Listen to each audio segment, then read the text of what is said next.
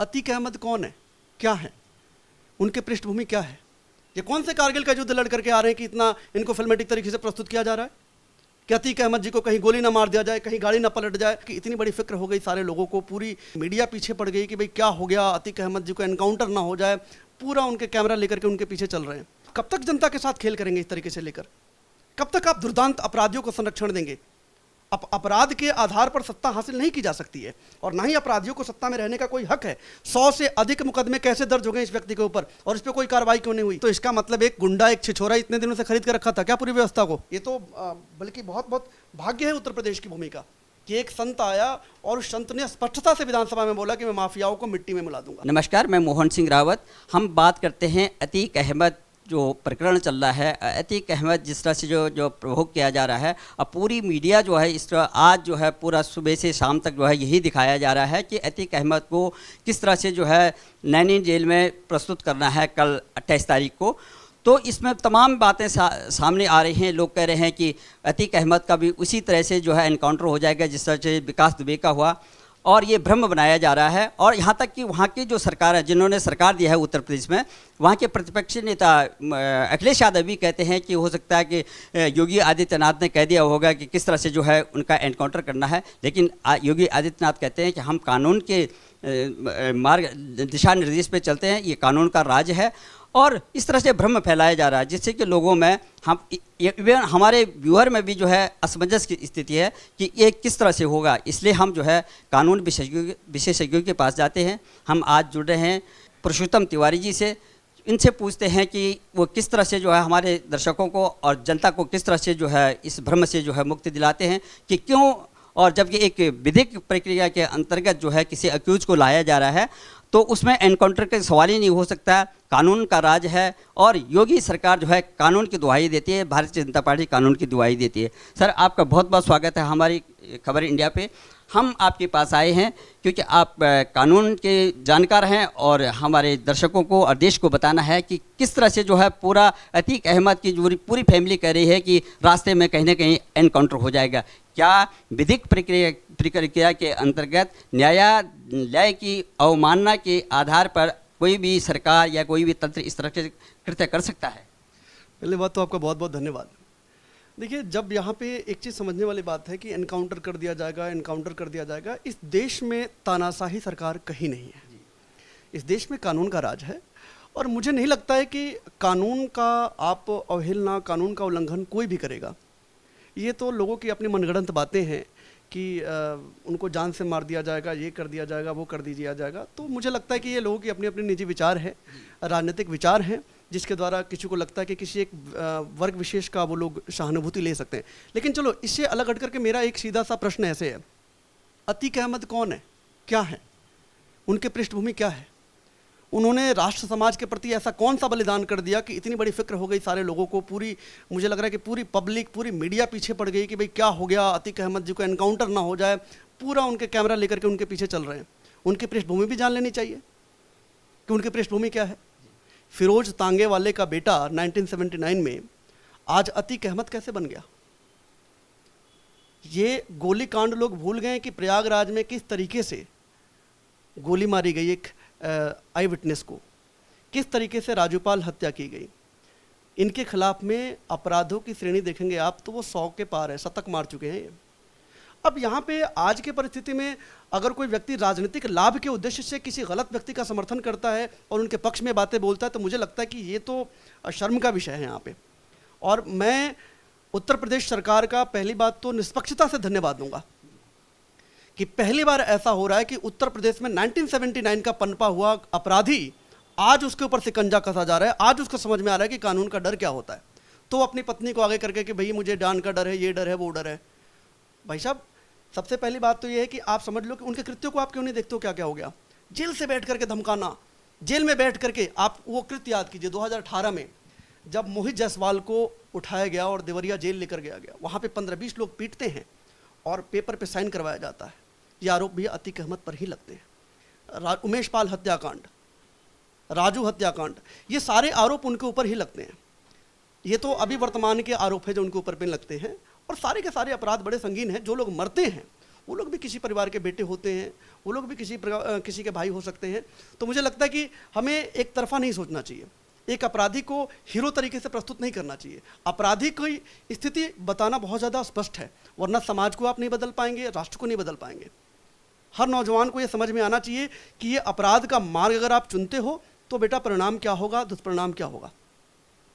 नहीं तो ऐसे तो लोग हीरो बन जाएंगे सर। ये कौन से कारगिल का युद्ध लड़ करके आ रहे हैं कि इतना इनको फिल्मेटिक तरीके से प्रस्तुत किया जा रहा है कि अतीक अहमद जी को कहीं गोली ना मार दिया जाए, कहीं गाड़ी ना पलट जाए।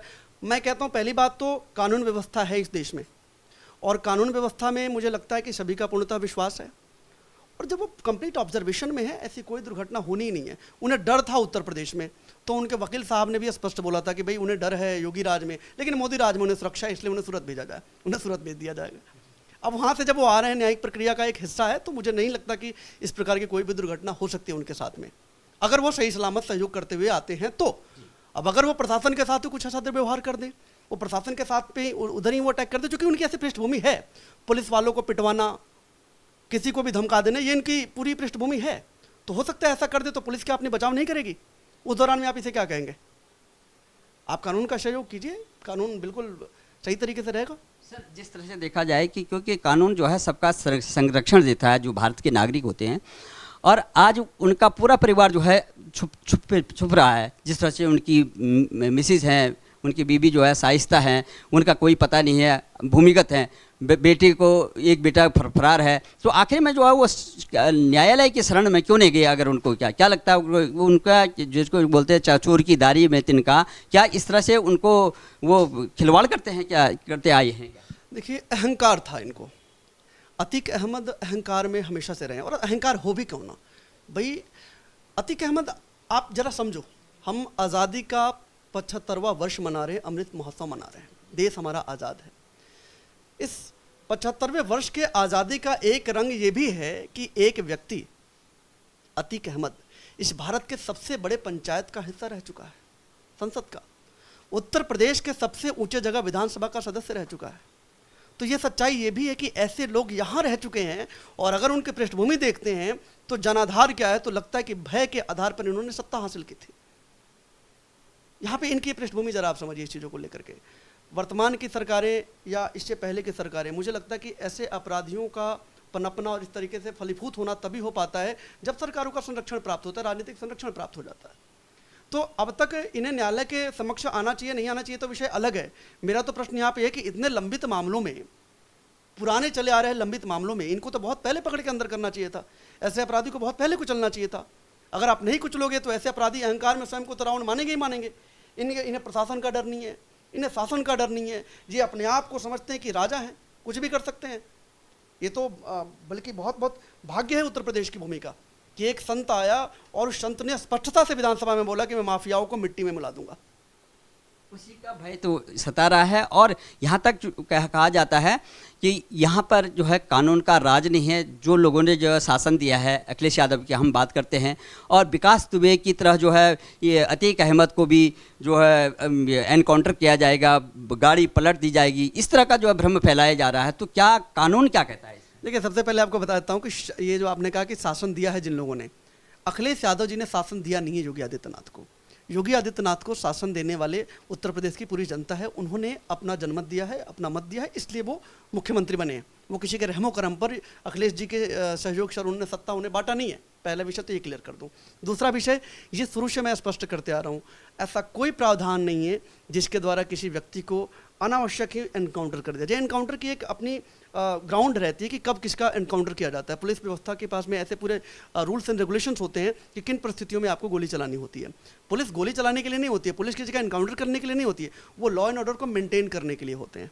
तो जब आप लॉ एंड ऑर्डर को वायलेट करते हैं तो पुलिस प्रशासन आपको शिकंजे में लेती है, लेकिन जब आप लिमिट क्रॉस कर जाते हैं तो पुलिस उस वक्त में देखती है कि क्या करना चाहिए। क्योंकि देखो सर, जीने का अधिकार सिर्फ अपराधियों को ही नहीं, पुलिस प्रशासन को भी है। अगर बात उनके ही जान पर बनाएगी तो क्या करेंगे वो। लेकिन दूसरा विषय मैं आपको ये कह देना चाहता हूँ कि योगी जी ने कहा था, आदित्यनाथ जी ने, कि भाई अपराधी और भूमाफियों को मिट्टी में मिलाऊंगा। तो हर उस व्यक्ति को डर होना चाहिए जो अपराधी और भूमाफिया है। आपको डर क्यों हो रहा है? आपको तो मुझे लगता है कि न्यायालय के समक्ष जाना चाहिए, कानून में पूर्णतः विश्वास रखनी चाहिए, आपको सारी चीज़ें सहयोग करना चाहिए जांच में। ये धमकाना उमकाना, ये सारी टपोरी हरकतें आपको छोड़ देनी चाहिए, क्योंकि देश बदल रहा है, लोगों का सोच बदल रहा है, और लोग सत्ता अब उस व्यक्ति के हाथ में सौंप रहे हैं जो व्यक्ति उन्हें संरक्षण और सुरक्षा दोनों ही दे सकता है। आपने देखा होगा कि चाहे उत्तर प्रदेश की बात करते हैं, चाहे केंद्र की बात करते हैं, सरकारों पे जो है विपक्ष इस तरह से टारगेट कर रहा है, इस तरह से तंज दे रहा है कि जितने भी जो है जो संस्थाएं हैं, सरकार जो संवैधानिक संस्थाएं हैं, उसमें कोर्ट भी आता है और जो जांच एजेंसियां आती हैं, ईडी, सीबीआई, वो कहते हैं कि ये सरकार जो है सबको जो है ये अपने जो दबाव में लेकर के ये सब काम कर रहे हैं। क्या आपको लगता है, क्या उन लोगों ने जो है उनके जब उनकी सरकारें थी, क्या उन्होंने ऐसा किया है? क्या न्यायालय जो है किसी के दबाव में डिसीजन दे सकते हैं? नहीं, देखिए, न्यायालय कभी भी किसी के दबाव में डिसीजन नहीं देती है। न्यायालय स्वतंत्र एक इकाई है लोकतंत्र की व्यवस्था की, और यह शुरू से स्वतंत्र रही है। तो ये कहना मुझे लगता है कि आधारहीन बात है कि न्यायालय किसी के दबाव में, न्यायालय कभी भी किसी के दबाव में कोई निर्णय लेता ही नहीं है। आपने देखा होगा कि चाहे लाख मीडिया ट्रायल चला लो, आप लाख बाहर की नारेबाजी कर लो, लेकिन न्यायालय हमेशा साक्ष्यों के आधार पर, आरोप के आधार पर, सेक्शंस के आधार पर, इंडियन पेनल कोड के आधार पर, जो विधिवत प्रक्रिया है उसके आधार पर ही अपना कार्य करती है। न किसी राजनीतिक दबाव में काम करती है, ना ही किसी के प्रभाव में काम करती है। न्यायालय एक ही चीज़ को मानती है, वो कानून व्यवस्था को है, जो लॉ के हिसाब से, because everyone is equal before the law. ये स्पष्टता से आपको मैं बता देना चाहता हूँ। हाँ, वो बात अलग है कि ऐसे लोग जो आज बोलने का इन्हें मौका मिल रहा है, वो हमारी कानून की कुछ कमियों की वजह से ये लोग बोल रहे हैं। क्योंकि आज भी हमारे देश में अगर आप पूरी आईपीसी, इंडियन पेनल कोड 1860 है, इंडियन पेनल कोड 2022 नहीं है, जबकि परिवर्तन की आवश्यकता है। उस वक्त की परिस्थिति हमारी अलग थी। उस दौरान में जो पेनल कोड बने, अंग्रेजों द्वारा बनाए गए हैं, वो भारतीयों को दमन करने के उद्देश्य से बनाए गए थे और उस वक्त की व्यवस्था के हिसाब से बनाए गए थे। आज की व्यवस्था कुछ अलग है। आज की व्यवस्था, मुझे लगता है कि हमें उस पर भी ध्यान करना चाहिए। सरकारों को, जो वर्तमान में केंद्र में हो या राज्य में हो, उनसे मेरी ये अपील जरूर है कि ऐसे अपराधी भविष्य में ना पनपे, इसके लिए आपको कानून व्यवस्था को सख्त रखना पड़ेगा। आप बाहर के मुल्कों का आप जायजा ले लीजिए। आप आउट ऑफ इंडिया के बहुत सारे देश हैं जो विकसित राष्ट्र हैं, आप उनकी कानून व्यवस्था के विषय पर चर्चा कीजिए। उन लोगों ने वर्तमान की स्थिति के हिसाब से अपने कानून व्यवस्था में परिवर्तन किया है। हमारा संविधान भी मुझे लगता है कि उसी हिसाब से होना चाहिए। इतने सारे संशोधन हुए हैं संविधान में, आप देख लीजिए। संविधान का 42वां संशोधन तो मिनी कॉन्स्टिट्यूशन कहा जाता है। तो मुझे लगता है कि ये पेनल कोड में भी परिवर्तन करने चाहिए, अपराध की धाराओं में भी परिवर्तन करने चाहिए। इसमें कुछ तोड़ मोड़ करके इन अपराधों को लेकर के हमें सख्त कार्रवाई को लेकर के चलना चाहिए। क्योंकि देखिए, हत्या होती है। अब किसी ने हत्या किया तो सेक्शन 302 लगता है उसके ऊपर, लेकिन हत्या के कई तरीके होते हैं। जो हीनियस क्राइम होता है, किसी ने बहुत जघन्य अपराध कर दिया, उसको भी सेम उसी व्यवस्था से, ट्रायल से गुजरना होता है। तो ज़रा सोचो कि देखो, एक कहावत है कि justice delayed is justice denied. जो न्याय देर से मिलती है वो न्याय न मिलने के बराबर, वो लगभग वो सारी बात सत्य हो जाती है। तो मुझे लगता है कि इस विषय पे सरकारों को भी गौर करना चाहिए कि कुछ परिवर्तन की बहुत ज़्यादा आवश्यकता है इस देश में। जिस तरह से ये दुर्दांत अपराधी हैं, इनको एक जगह से दूसरे जगह शिफ्ट करने में देखो कितने लाखों रुपए का, कितनी बड़ी टीम जो है ये गुजरात से लेकर के, साबरमती से लेकर के और इलाहाबाद, प्रयागराज तक लेके आएगी। कितना समय वेस्ट हो रहा है, कितना पैसा लग रहा है। और इससे इतने दुर्दांत हत्यारों को, इतने दुर्दांत जो है अपराधियों को संरक्षण के लिए जो है विपक्ष भी जो उनके पक्ष में आता है, तो उसके लिए क्या कहेंगे? शर्म का विषय तो यही है कि उत्तर प्रदेश की सबसे बड़ी जगह विधानसभा में, वहाँ पे विपक्ष के हों लोग या जो भी लोग हैं, वो लोग इस विषय पे प्रश्न खड़ा कर रहे हैं कि एक दुर्दांत अपराधी जिसने अपने अपराध से आतंक मचा रखा था, उस अपराधी की जान की सुरक्षा उनको सताई जा रही है। मतलब ये विचार करने वाला विषय कि क्या कौन है लोग, कैसे हैं ये लोग, क्या इनके पास आत्मा नहीं है? मुझे लगता है कि वो परिस्थिति ऐसी होनी चाहिए कि किसी आम व्यक्ति के ऊपर हो रहे प्रताड़ना को लेकर के विपक्ष को प्रश्न पूछना चाहिए था। विपक्ष की आवश्यकता होती है क्योंकि सरकार के संतुलन बनाने के लिए विपक्ष को प्रश्न पूछना चाहिए, लेकिन प्रश्न कैसा पूछना चाहिए, ये निर्णय भी बड़ा आवश्यक है यहाँ पे।